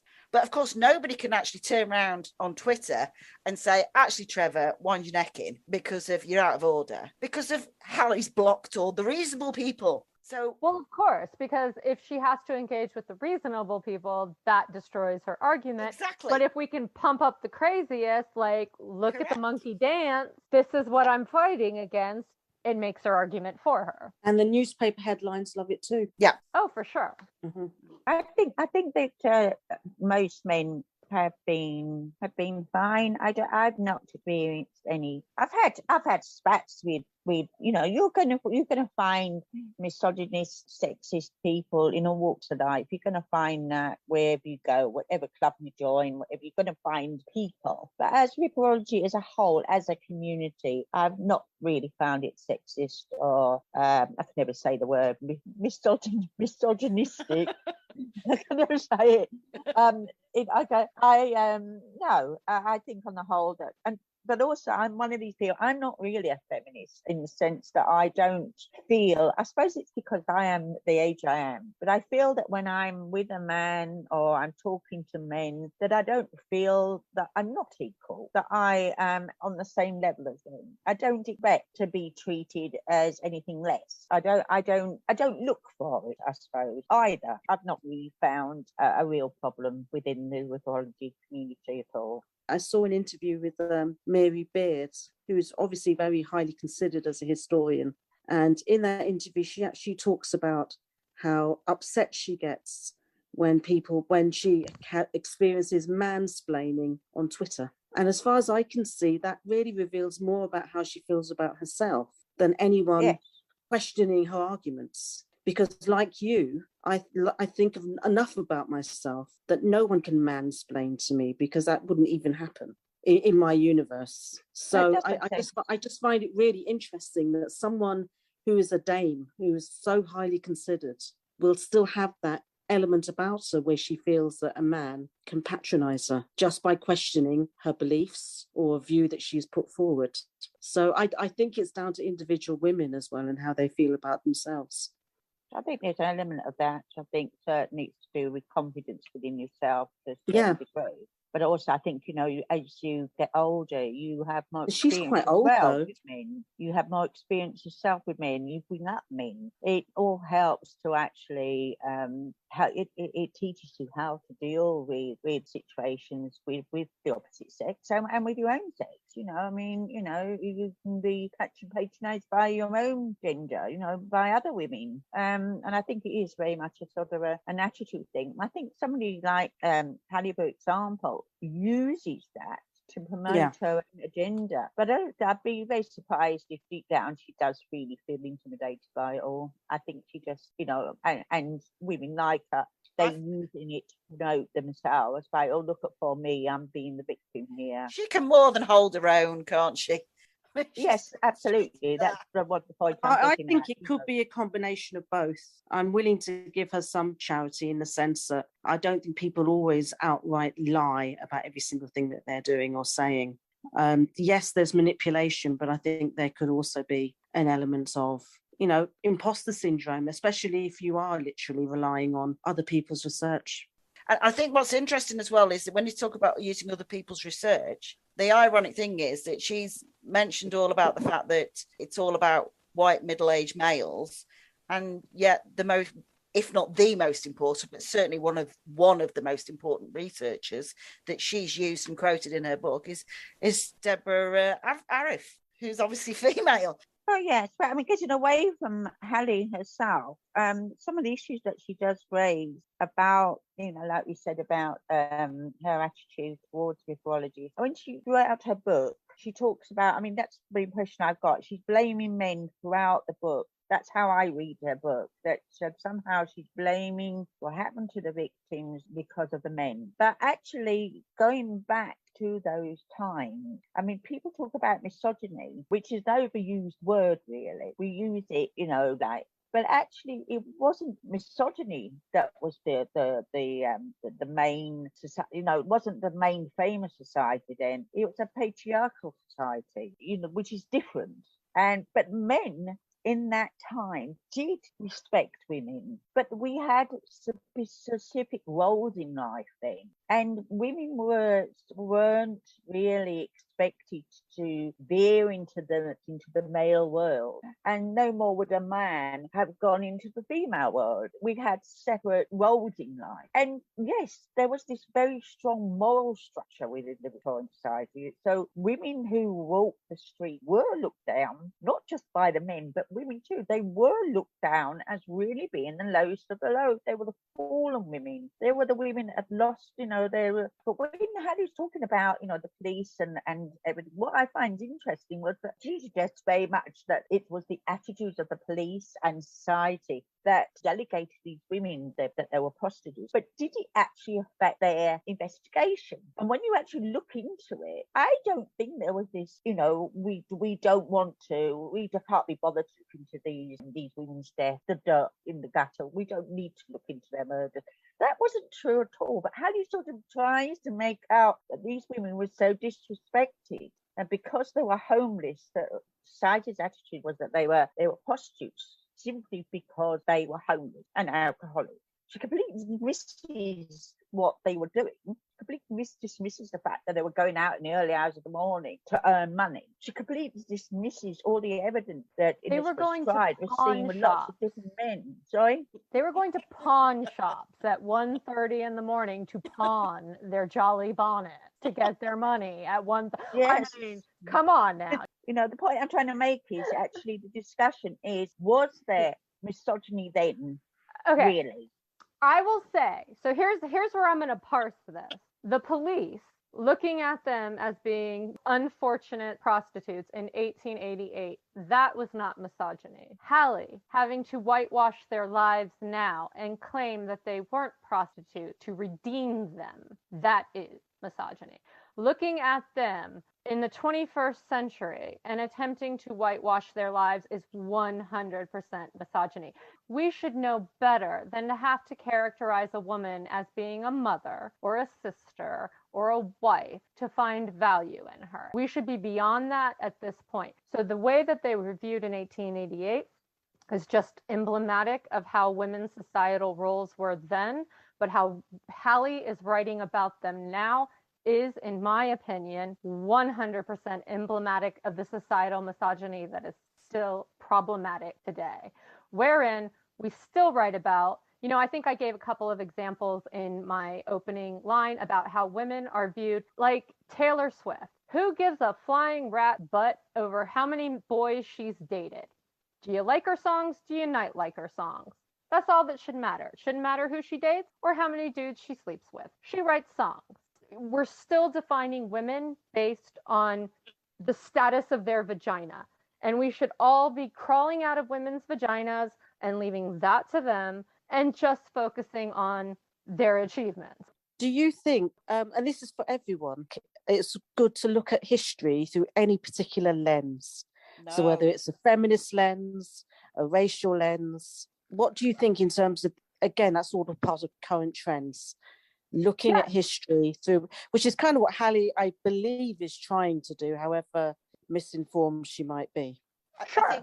I think you've got myself personally, I've got an issue with the use of the word misogyny in the sense of tarring everybody with a brush of misogyny. I think it's a very strong word, and I think that it effectively means hate. And hate it might be different in America, but to me, on a personal level, the word hate is a very extreme word. And I think for me, I'm happier with the word sexism than I am with the word misogyny on the vast majority of examples. There is the odd misogynist out there, but sexism is, for me, I'm a happier person using the word sexism. With regards to Samantha's question about effectively revisionist history, is that surely history should be based on facts. I mean, that's sort of a given, isn't it? If you're looking at history, you look at facts. Yes, you can do those facts and you can interpret those facts, and depending on what your viewpoint is, you may come up with a different outcome than what another person comes out with, but ultimately you're still looking at facts. Where you've got an issue with people with agendas, with their own narrative before they've even started, is that you're going to end up, when it goes without saying, you're going to end up with facts being fitted to the narrative and not the opposite way round. If you go in with an open mind, then by definition, you're going to come out with a solution afterwards. It's going to be the opposite. It's going to be the correct way, and it's going to be the opposite way around. But that's my just take on it. I think it's good to revise history. There's nothing wrong with going back to the history books and looking at the evidence again, to look at the facts again, to even discover new evidence that might change the course of history, to actually revise it in the sense that the revision means to me. But you go back and you think, well, actually, this document that's appeared now, has changed the view of how old this whatever it is. There's nothing wrong with that, but I agree with you. I think that if you have a kind of an agenda, as far as if it's from a racist point of view or a feminist point of view or whatever, you're going to come up with, like you say, interpreting things that suit yourself, that you think, well, this shows this shows that, without actually being objective. I think it has to be done. It definitely, we've had history from one point of view for so long. We have to look at history from different points of view because there are so many demographics in every society that it's impossible to cover all of them with just one narrative. So we need people who, almost like Hallie, she did really try to look at the victims' lives. She didn't do it in the best way, but like the woman who did the 1619 project, we need these scholars to bring out these stories so people understand what happened and understand history within a whole context. I agree with you 100% on that. I agree that it doesn't have to be done with bias. You can look at a particular segment of history, be it race or sex, without being biased about it, and just say, this was the lives of this segment of the population while all this other more pomp and circumstance was going on. Here's the lives of these. And it doesn't have to be about bias. It can just be about, here's other stuff that was happening while this was going on. Also, just to briefly touch back on something Suzie said, where she said that for her, she prefers to use the term sexism as opposed to misogyny, just because she feels that's a more appropriate word for her. I truly believe everybody should use the word that they feel best and, matches their experience. But I did just want to say that for me, I truly believe that misogyny is the best word that describes some of the systemic issues that I see occurring in our society today. And I definitely do differentiate between sexism and misogyny. And I use the terms according to what I see, and I don't use the term misogyny lightly, but when I do use it, it is because I do believe it is speaking to the experience that I am having or experiencing or seeing as to some of the real issues that are underpinning some of the fundamental problems in our society today. And when I say misogyny, it is, what I believe to be the 100% correct and most accurate word for my experience. And, just in my life, I believe that we are currently living in not The Handmaid's Tale. I'm not going to be like, I would love to be that dramatic and say, yeah, we are on the verge, people. But when you go through life and you have multiple experiences, even if you don't allow them to define you, or you don't allow them to bend you, or you don't give in to them, and you're not a victim of them, when you have issue after issue from professors, your bosses, your friends, male friends and female friends, and all of these things, because the society that you live in shapes their mindset, their minds in ways of saying it's okay to treat women this way, then yeah, that's misogyny. That's thinking that women are lesser. When it's okay for your professor to sexually, holy cow, I can't think of the word, harass you, or your boss to sexually harass you, with no expectation of repercussions, knowing that your degree is on the line, your job is on the line, and there's just no repercussions. That's not sexism. That's misogyny. That's a persistent belief that women are lesser, inferior, and not deserving of the same respect and care as men in that environment, which is hatred. That is less than humane treatment. So yeah, when I say misogyny, I want you to know that I do truly differentiate between that and sexism. And I do not use that word lightly. And I do believe it might be different in England, because I know, like, it's really kind of funny, like what we consider liberalism is probably what y'all consider conservatism over there. Like, because I do know y'all lean a little bit more less conservative than we do. But yeah, so I truly, I think it's a difference in what we were founded on. Y'all kicked out all your crazy religious nuts and sent them over here, and thank you, appreciate that. They found that house that I'm living in. But yeah, so I do believe that we're dealing with some stuff over here that So if I can just ask a question just on that sort of idea. Amanda and Samantha may or may not be able to back me up on this, but when I used to go out on a Saturday night pre-marriage, and I don't recall a Saturday night where I didn't have some form of what I would term sexist behavior. Right. Now, that generally meant somebody saying something crude. That meant if you're on your way to the toilets, the bathroom, sorry, in a crowded pub, and then you'd get felt up. That was in the 90s and through to past the millennium. That was the norm. I had an incident with a bloke. I got a crossover top on, and he tapped me on the shoulder, and I turned to him, and he got his hand and he put it not just inside my top, but he actually put it inside my bra. And he did it as a joke with his mate. And I grabbed hold of him because there was a bar separating us. I grabbed hold of him, and he thought I was going to say something really funny to him, as though this is banter. And I grabbed hold of him, and then I started pommeling on the back of his head with my fists. Yes. Fair. And using some very choice language. Now, he's then turned around to me and started swearing back, as though I was the one that was somehow out of order with regards to this. The Saturday night approach was the norm then. I don't know whether it is the norm now, because I can't comment on it, but that was the norm then. Now, I don't know what it's like in America, but in the UK, if you went into a town centre on a Saturday night, that is what ladies got. And if you fired back, then, you know, oh, you're just they generally throw you must be a lesbian, you're just an effing so-and-so, blah, blah, blah, blah, blah. And they'd fire back at you. And you'd be upset about it. But it was it became almost like water off a duck's back, because it was the norm. It was every single Saturday. And is that, in American speak, is that these lads that were doing that, who are now no doubt married with children, female children, is that misogyny or is that sexism?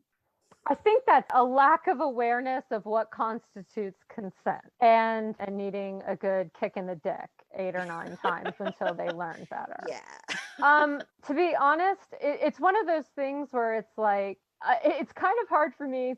And who am I? Like, I'm the great social psychologist to tell you or anybody else what differentiates. But to me, that's sexual assault. My line is like, there's misogyny, there's sexism, and then there's when you put your hands on me without my permission, that's sexual assault. That's neither. Like, nobody touches me without my permission. That's a totally different category. And even in a bar, even if I'm dressed like a big old hoe bag, which again, in my teenage years, I was totally inclined to do, I can dress like a hoe bag if I want to.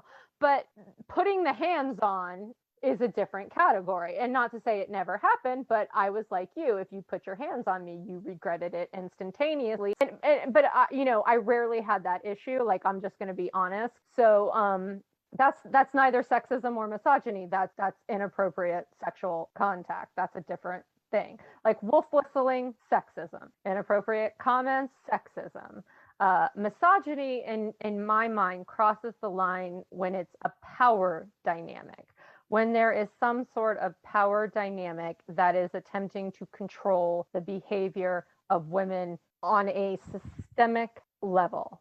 Misogyny plays more into, it's kind of hard to parse out in a freaking podcast when, let's face it, my migraine meds have worn off way long ago and my eyeballs throbbing, but it's more about power dynamic. It's you're beneath me and I have power over you and I have so little regard for you that I'm going to assert my needs and wants over yours. It's a special kind of contempt for a person on Could a you sexual say level. could you say that misogyny is the belief system and sexism is the action as a result of that belief? That would be a very good and much more concise way of framing it. Yeah. That So would if be. you're a misogynist, you end up wolf whistling or whatever it might be. And, That would and, then I, and I think sexism, you can have a sexist act without necessarily being a misogynist. God knows I occasionally say some really sexist thing against men sometimes, and I'm not really a misandrist. And I think guys are equal to women most of the time. But you know, I can be sexist on occasion.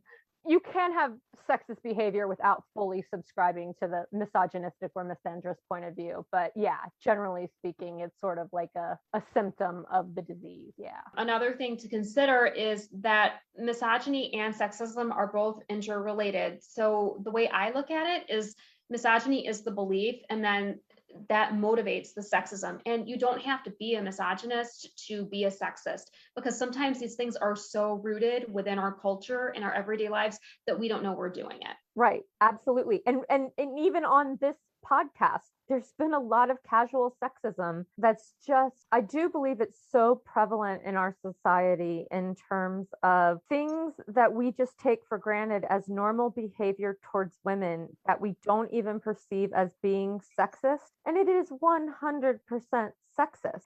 And we brush it off as being the norm. You know, Suzie sitting there telling us how it was just the norm for men to harass you when you would go out. That's just emblematic of this idea that women's bodies aren't their own. Like, I think we got a problem that a lot of us like to turn a blind eye to. And I also do believe that sexism, especially against women, is still considered one of the things that's acceptable to make jokes about, to brush off and brush aside far more than it is racism, or, you know, you can't make a gay joke or your career is over. You know, you can't make, not saying that I think, oh, we should go around making gay jokes, or not saying I think we should go around making jokes about Black people. Absolutely not saying that. But you make a joke about gay people and the cancel culture will destroy you. You make a joke about racism or something like that, cancel culture will destroy you. But go around being casually misogynistic or casually demeaning towards women, and it's like, oh, women just can't take a joke. Can't you just take a joke? It's still acceptable in our society to casually demean women in a way that it is not acceptable to casually demean any other minority or category. And that's just facts. What I love now about these younger girls that are coming up, like, they're calling men out on it. They're embarrassing them. Guys are, and it's not actually, I just saw an example of a woman at Disneyland who grabbed a character's chest, a man, and like he threw her out. So, I mean, it goes both ways, but I'm loving that women are calling these men out publicly. Like, they're recording this stuff, they're putting it online. These guys are, you know, getting, you know, humiliated online. Like, women are not taking it anymore. And I love that. I love that we're doing that. The younger girls are just, they're taking control. And I love that. I think it's great. Do you think that the world is generally getting better or worse in terms of sexism and misogyny? Better. Going back to what I was saying, men are getting called out for it now. I think it depends Better, on which yes. part of the world. I think it really does depend. I mean, if you focus on the Western world, then better. That's what I was about to say. But Yeah. there's so many I was countries about in to the say world that, Samantha. probably But it they're depends so where you are. absolutely backward and barbaric. It's really difficult. I can't be relativist about it, I'm afraid. Some societies are better than others, and I'd much be happier living in the West than I would be living in certain parts of the world. You look at Afghanistan and what's going on Yeah. there with the female judges and what have you, and having attempting to escape and what have you. I mean, I'm sorry, but I could put it constructively and say that the entire society needs re-educating, or I could put it in brutal terms, which is the blokes are like Neanderthals there. They really are. And cultural differences are, you know, even within countries, you will have communities where there'll be honor killings, and it's still going on now. There's probably one going on right now But it's still happening in the And UK. what do you do? And you can't even get into those communities to solve them because there'll all be a massive veil of silence over it. You look at female genital mutilation as well. Exactly. So That's another one. I don't know what the answer is, but it's I don't think education's quite the right thing. I don't know what is. Yeah. Ellie, what I don't understand over there is why are some states going backwards, regressing with with the abortion laws? Why are they regressing in that sense? Well, I call it regressing. Remember what I said about y'all shipping your crazy religious nut bars over here and the overwhelming misogyny? Yes. That's what I was talking about, and it would literally be a whole nother podcast. Like, if you guys want to come back on and I'll give you like a whole breakdown, but it would literally take me 2 hours. We have a whole bunch of awkward dumbasses in this country who, I mean, for fuck's sake, we elected Donald Trump. Do I really need to say anything more? I mean, it's legitimately just like, don't get me wrong. So I'm just going to come right out and say, I am not a liberal. I am not a conservative. I am an independent. I cherry pick. Do you like Hillary? I don't hate Hillary. I think she was the best of a bad lot in terms of what I have voted for. Would I have preferred Hillary over Trump? Yes, I would have 100% preferred Hillary Clinton over the rapist. Sure thing. But didn't you know, Allie, like I knew, I was talking to all of my friends and I'd be like, Trump's going to win. Trump's going to win. Like Stephen did not believe it. Stephen did not. I was like, you don't understand. Elections are our Super Bowl. We have snacks wherever the two candidates are from. We have to have state sponsored snacks. So it's got to be like Texas barbecue and New Hampshire, whatever the hell they make. Like, it's a thing in our house. And on that election, I was like, nope, I'm going to bed because I just want to wake up in the dystopian nightmare that I know I'm going to be be living in. And he's like, no, there's no way. There's no way. And I'm like, he's going to win. Same in our house. Anyway, sorry. We're off topic. So Are they very religious? Yes. Oh God, yeah. God's They religious gun as well? and country. Yeah. God's gun and country, and I only believe in one out of those three. So you Brits down here, on my screen here, what are you guys thinking about the U.S. right now? Do you think we're all just absolutely insane? I don't understand some of it. I don't understand the abortion laws which were recently, and I'm just thinking to myself, this is regression. This isn't progress. I really could not get to. It was like going down, another 100 years ago, and suddenly women's rights are being taken away from them. And I just thought that was mostly so. I know it's not all states. I know it's just some. But even so, just the fact that we're in the 21st century now, and you think, where's that come from? It's just bizarre. I found that really bizarre. I don't understand the gun laws you have over there. I think that, but again, we speak English, but we're very different countries. That's what I was about to speak English, but we don't actually speak the same language. No. Because there is a difference. It really, really is. But it's hard to put into words. Yeah, I mean, it is. It's different cultures. It's different, it's what you're used to. You ever owned a gun? Oh, I own many guns.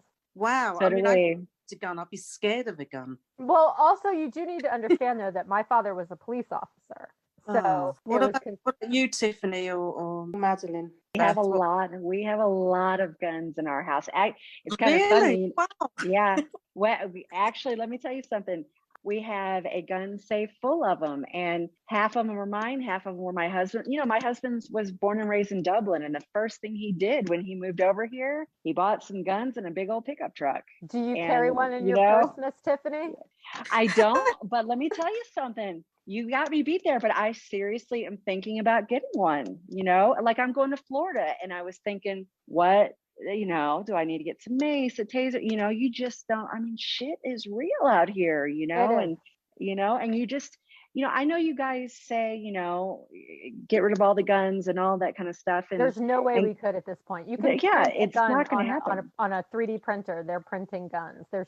We have such an ingrained gun culture we will never get rid of them. And it's not like, I believe, like, I am 100%, like, I believe we should have a mental health check to own a gun. Absolutely. I believe there Yes. should be a deep psychiatric evaluation. I am 100% on board with that. Like, I believe that you should have to qualify every couple of years, prove that you can still hit a freaking target. Like, I don't believe that they should just be handing out guns to any flipping body who wants one. I believe if I need a license to drive a car, I need a license to own a gun. Unfortunately, we don't have to do that, but I believe we should, you know, but yeah, it's Things have to change. They have to change with all these school shootings. And like, you know, right down the road from us, that's where that the grocery store where the guy went in and started shooting the place up. And I'm watching the video of it and I'm sitting here crying, watching these people running for cover, you know, because, you know, they have live video of it happening. Things do need to change. But I lived in a gated community last year. It was a townhouse community, and I'm sitting there, and there was a shooting in my gated community.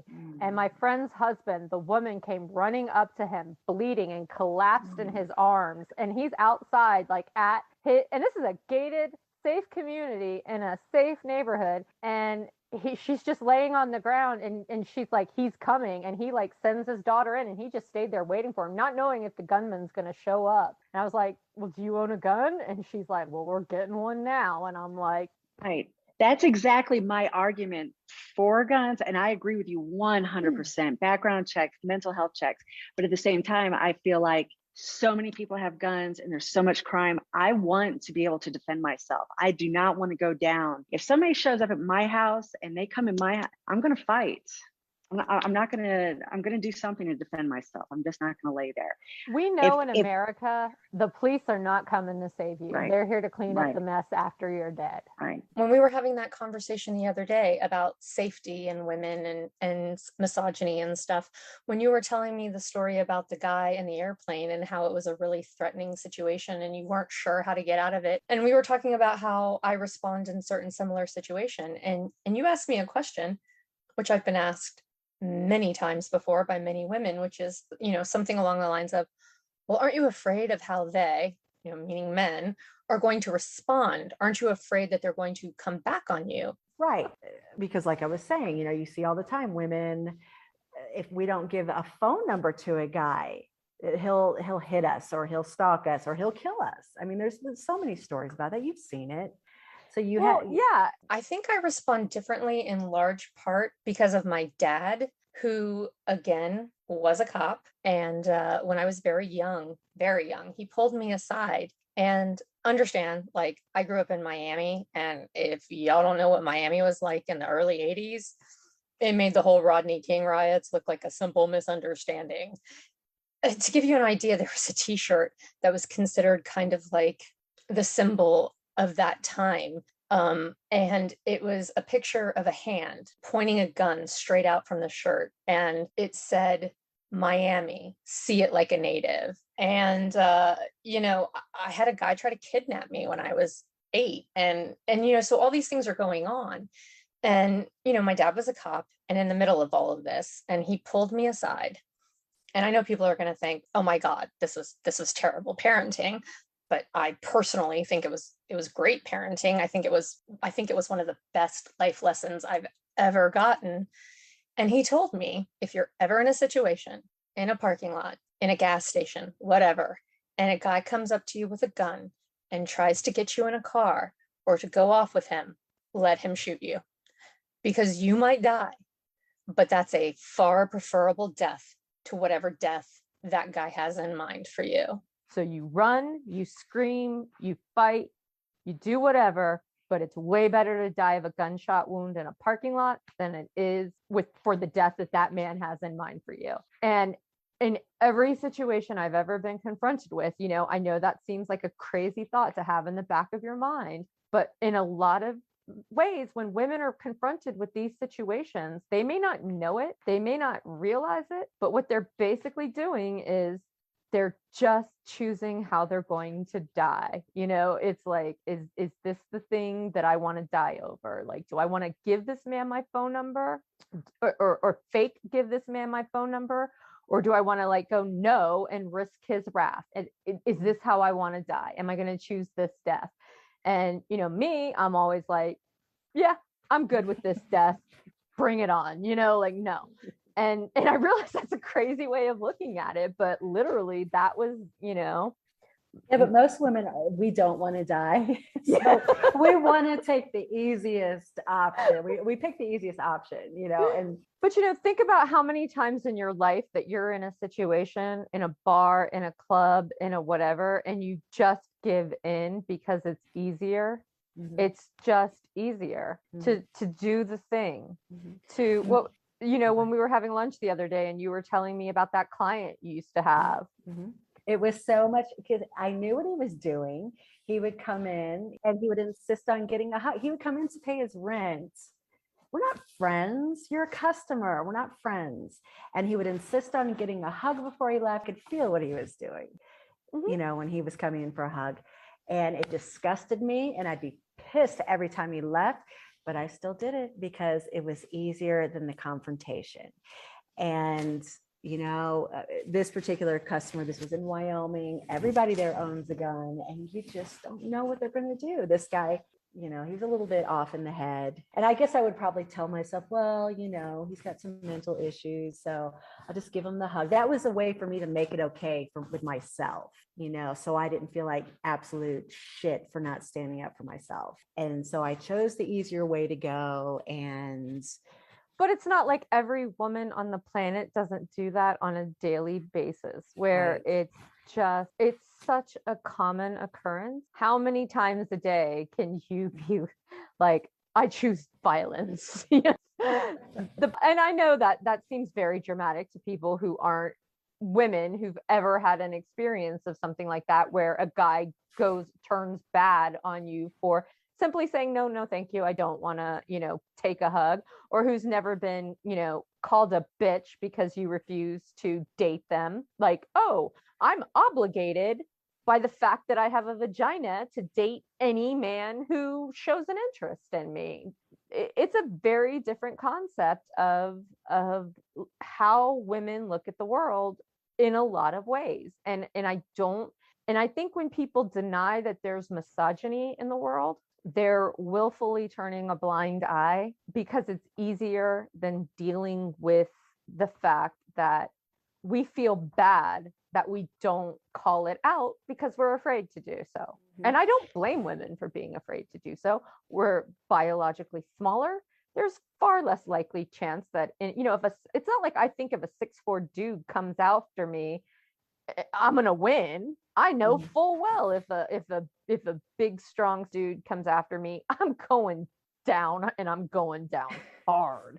But I also know I'm gonna bite that asshole in the kneecaps a whole bunch of times before I go down. Like, the police are gonna find his DNA in your mouth and on your finger. Like, you're not gonna get away with this. Just know that. You might take me out, but I'm gonna make sure that there's some evidence left behind if it's the last thing that I do. Right. But yeah, it's just a different way of looking at the world if you've ever had an experience of. Yeah, and if you're a woman who honestly says there's not misogyny, then count yourself lucky. You are the exception to the rule, because every woman I know has experienced it. And if you haven't, count yourself lucky. Can I ask a question? Sure. Just on go back a little bit more towards our original. Oh yes, we're topic. gonna have to wrap up. I'm gonna have to get an ending to this. We're gonna have to come back to the subject eventually.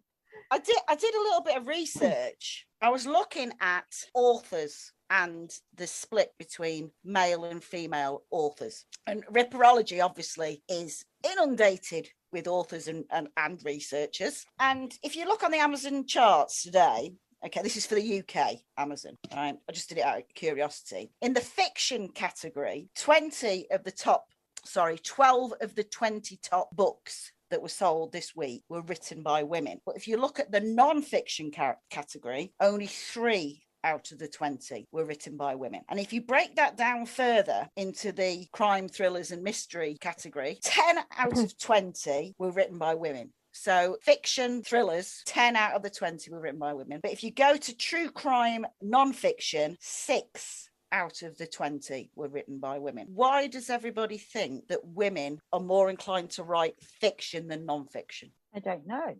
I have a theory. Go on. Madeline, as the resident author, would you like to take a stab at that before I do? I have no idea, to be quite honest. And that's like the UK. I think it just depends. Are these books traditionally pubbed or independently pubbed? Because if it's traditional publication, they do tend to follow more of like certain trends.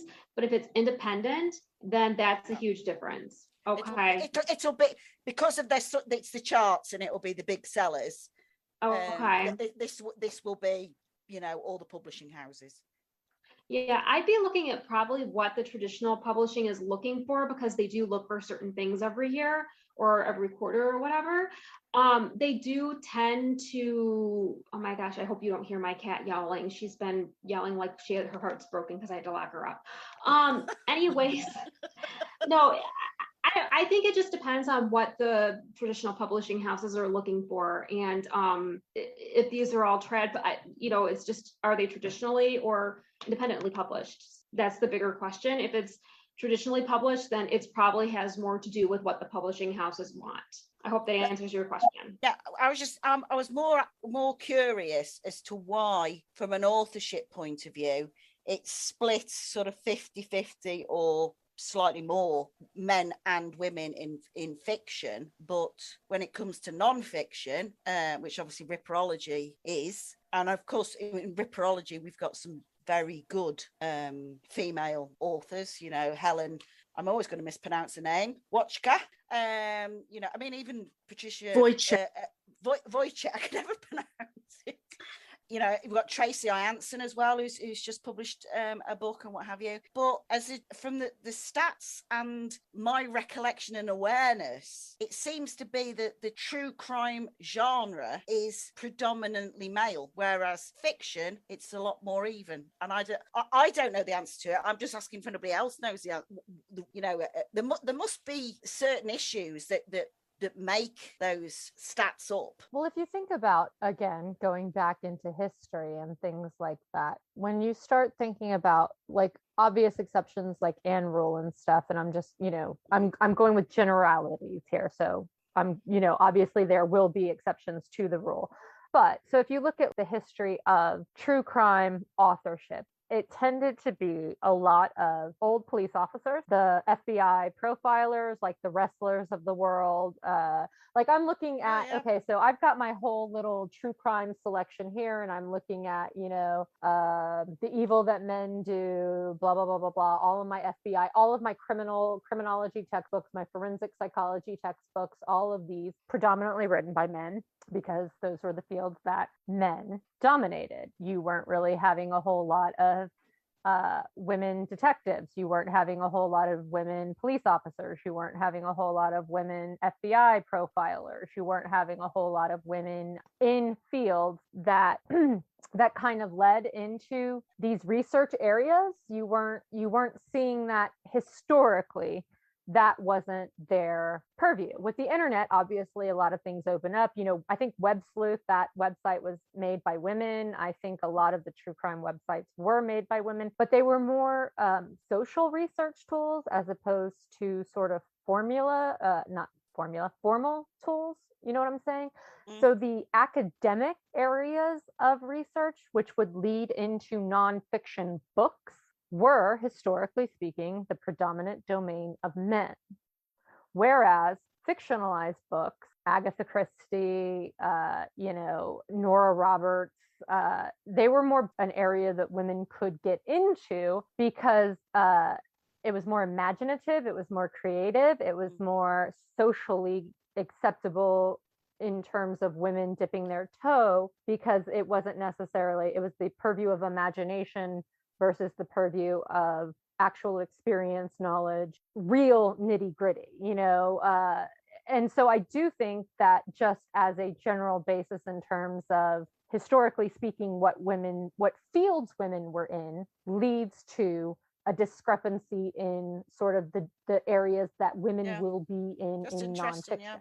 nonfiction. I think we'll see a shift in that as time goes on and more women get into these sorts of things, but I don't think we have yet made up the numbers in terms of that to see it on a paper. On paper, we're not going to see that shift yet. I do think it will occur. I just don't think we've made it there yet. I mean, apparently, I mean, I'm only reading this on the internet, and therefore it must be true. But apparently, the majority of audience, be it podcast, be it films, television, or books, apparently the biggest audience are women.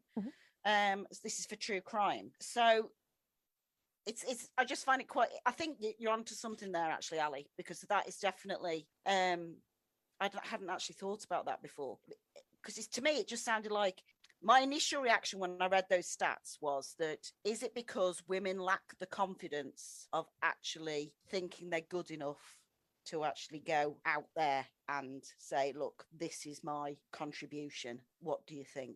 Oh, I absolutely believe that plays a huge part in it. Yes, right. Because let's face it, you don't need to have a background in any of this, but a lot of the way people get into it is through their career. You know, a lot of people do jump into true crime writing through the venue of their career. But also, you're only really going to be interested in what did the prosecution lawyer have to say, or what did the head of the investigation have to say about the case. They're the people that people want to know, because they're considered to have that bird's eye view in the way that a woman who isn't those things wouldn't have it. But like you say, that will probably change. And there are quite a few books I read. I mean, you'll probably heard of this one already, but there's a really good one on the victims of the Yorkshire Ripper, written by a woman, very, very sensitively written, beautifully written by this woman, where she goes through how it affected the families and for generations. So I think these things will change, but like you say, historically, we have a lot to get over, don't we, really?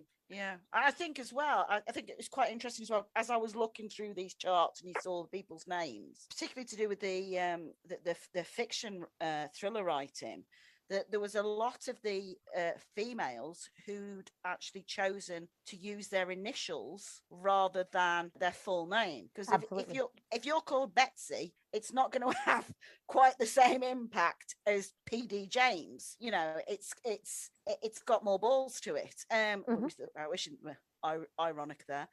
Obviously, that sort of harps all the way back to sort of Georgian times, where you've got like George Eliot and what have you, where there was a necessity to actually create these male pseudonyms because they just wouldn't publish female writers. But I just thought it was interesting. That was all. I was just curious what people's opinions were on it. Another thing that we have to remember too is that with traditional publishing, especially, there's a lot of gatekeeping that goes on, especially with the big four houses. So that might be just one aspect of what you're looking at. If you look more at independent publishing, that might offer a broader perspective on it, because sometimes those books are not always counted. So it just really depends on, I guess, what you're looking at. That is a good point. The best resource probably to look at that, if you guys go to Twitter, and you can search, even if you're not on Twitter, under the hashtag publishing paid me, and that will give you a really good perspective on how differently men and women are treated in the publishing industry. Some of it depends on genre. Even race can sometimes play a factor, because Rabia Chaudhry, who was behind the Serial, or she was involved in the Serial podcast, she actually, it turned out, was paid a lower amount for her book about Adnan than another true crime than someone else. I can't remember exactly what the context was, but it'll really probably help answer Suzie's question. I was going to say as well, just on another point, just while it's in my head, is that I was trying to get some stats of what struck me were the titles, because I'd done this Google search that did crop up on Google. And these blog posts, criminology articles from Psychology Today, and all sorts of journals that came up. There's titles like, "Why are women obsessed with true crime?" There's another one, "True crime: 5 reasons women love it."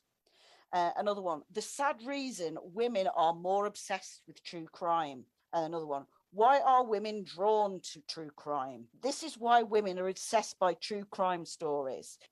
It's like the writers are telling the public that it's unusual for women to actually be interested in true crime. And there has to be reasons for this. So to be actually interested in something that's macabre or something that's violent is somehow wrong. And I think that stems right the way back to the whole Hallie thing, which is where the way that she's portrayed herself is sort of like the higher priestess preaching from the pulpit, where her view is the only female view. It's the only reasonable female view. I take great exception to the fact that I'm being judged on my interests based on my gender.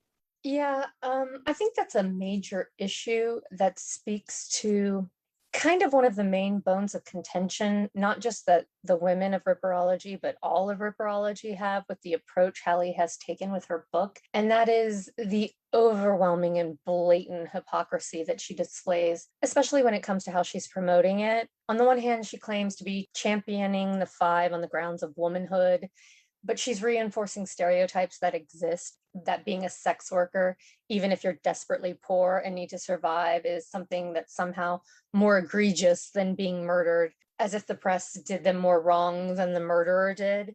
She's also using Ripperology's trove of research without contributing anything of substantial value of her own, and then sneering at the group as if she's somehow different or better than other authors of Ripper books. There's this exchange online, and I'm not going to further plug her work. You can search for it if you want, where she proudly points to this exchange she has with a Ripperologist, where she says to him, "You need to read my book." And he responds back, "You need to read mine."